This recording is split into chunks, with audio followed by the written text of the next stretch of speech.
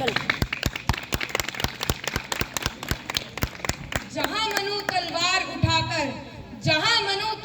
उठाकर झांसी रानी बन जाती, उसी धरा पर हवस जाल में क्यों नारी कुचली जाती, क्यों नारी कुचली जाती। कभी दामिनी के दामन पर दाग लगाकर दमित किया निर्भया, कभी तो कभी मोमिता अनगिनत कली को कुचल दिया। बेटी की इस करुण व्यथा से वज्र हृदय भी रोने लगा, कितनी हृदय विदारक चीखों से धीरज भी धीरज खोने लगा, धीरज भी धीरज खोने लगा।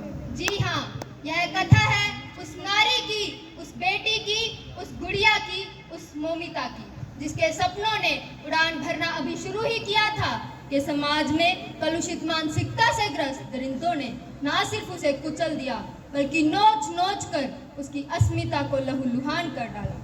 और इस प्रकार की दरिंदगी हमारे देश, हमारे समाज, हमारी न्याय व्यवस्था पर, हमारी आजादी पर एक प्रश्न चिन्ह खड़ा कर रही है। आइए देखते हैं किस प्रकार डॉक्टर बिटिया मोमिता दास के गरीब माता पिता ने कपड़ों की सिलाई कर कर कर अपनी लाडली बेटी को इतनी महंगी पढ़ाई करवाई और उसके डॉक्टर बनने के सपने को साकार किया। अरे सुनती हो, हमारी बिटिया का एडमिशन आरजी मेडिकल कॉलेज में हो गया है। अरे वाह, ये तो बहुत ही खुशी की बात है, लेकिन इतना पैसा आएगा कहाँ से? इतनी महंगी पढ़ाई कैसे पूरी होगी मेरी बच्ची? अरे तुम उसकी चिंता मत करो, मैं दिन रात मेहनत करूंगा, कपड़े सिलूंगा और अपनी बिटिया की पढ़ाई में कोई कमी नहीं आने दूंगा। अच्छा, थोड़ा काम से जा रहा हूँ, शायद किसी स्कूल से वर्दी सिलने का ऑर्डर मिल जाए। ठीक है, ध्यान से जाइएगा। और फिर मोमिता दास के माता पिता ने रात दिन एक कर सिलाई कर करके मोमिता की पढ़ाई पूरी करवाई। और फिर वो दिन भी आ गया जब मोमिता डॉक्टर बन गई। माँ, बाबा, ये देखिए मुझे कितना बड़ा सम्मान मिला है। अरे वाह, मेरी बेटी को कितना बड़ा सम्मान मिला है। ढेर सारा आशीर्वाद। प्रभु, ऐसे ही तरक्की देना मेरी बेटी को। अरे ये हमारी बेटी नहीं, बेटा है, हमारे घर की शान है, शान। एक और गुड न्यूज है कि मुझे इंटर्नशिप भी आरजी मेडिकल कॉलेज में ही मिल गई है। माँ, आई एम सो हैप्पी। बाबा, आज मैं बहुत खुश हूँ। सदा खुश रहो। मैं धरना लगे मेरी बिटिया को। शाबाश मेरी बेटी, ऐसे खुश रहो। अच्छा माँ बाबा, मैं चलती हूँ, मेरी फ्रेंड्स वेट कर रही होंगी। अरे अरे बेटा, कुछ खा के तो जाओ। नहीं माँ, मैं लेट हो रही हूँ। ये लड़की हमेशा जल्दी में रहती है। अरे तुम उसकी फिक्र मत करो, वो अपने आप संभाल लेगी। और फिर इंटर्नशिप करके मोमिता सीनियर मेडिकल ऑफिसर बन जाती है। पर आरजी मेडिकल कॉलेज में हो रहे बहुत सारे अपराधों के विषय में मोमिता को पता लगता जाता है। उसका मन व्याकुल होता जाता है और वह ठान लेती है कि वह इन अपराधियों का पर्दाफाश करेगी। मेडिकल कॉलेज के बड़े अधिकारी और मोमिता के सीनियर डॉक्टर्स द्वारा मोमिता को धमकियां मिलने लगती हैं, पर वो डरती नहीं, अपने दृढ़ संकल्प को पूरा करने के लिए सबूत जुटाती जाती है। उसके हौसलों को तोड़ने के लिए उसकी 36 घंटे की दिन रात की ड्यूटी लगा दी जाती है, पर ये सब भी मोमिता के संकल्प को तोड़ नहीं पाते।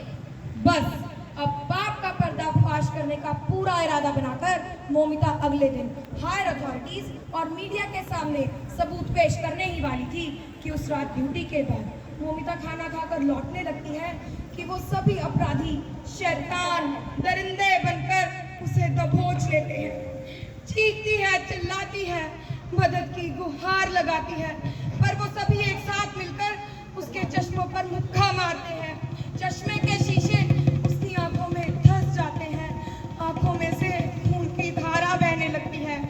वो सभी दरिंदे फिर भी नहीं रुकते, उसकी गर्दन की हड्डी तोड़ देते हैं, पूरे शरीर पर दांतों से काट काट कर नोच डालते हैं, उसकी कमर की हड्डी तोड़ देते हैं, पैरों को चीर कर उसकी अस्मिता को लहूलुहान कर डालते हैं। इतना ही नहीं, हैवानियत करते करते जब मोमिता के प्राण निकल जाते हैं, तब भी उसकी लाश के साथ वो हैवानियत का खेल खेलते हैं और खेलते ही जाते हैं। रो रही है मोमिता की आत्मा, चीख रही है मोमिता मरकर भी, और पूछ रही है, क्या था मेरा गुनाह? क्या था मेरा गुनाह? क्या मैं एक लड़की हूँ? यही था मेरा गुनाह? क्या मैंने एक बेटी बनकर जन्म लिया? यही था मेरा गुनाह? मैं उन अपराधों को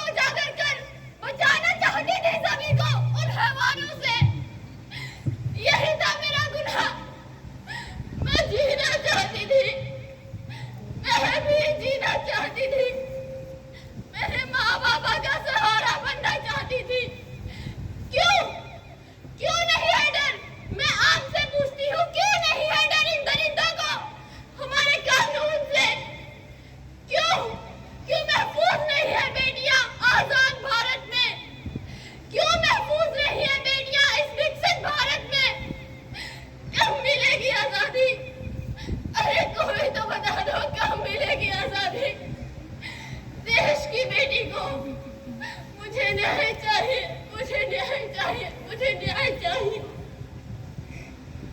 मोमिता बलिदान हो गई, लेकिन मरकर भी वो इन सभी अपराधों को उजागर कर गई। सच कहे तो बेटियों की आजादी की इस जंग में शहीद हो गई मोमिता, पर उसकी शहादत रंग लाई। सभी अपराधी आज सलाखों के पीछे हैं और सलाखों के आगे है आम जनता जो मांग रही इंसाफ है।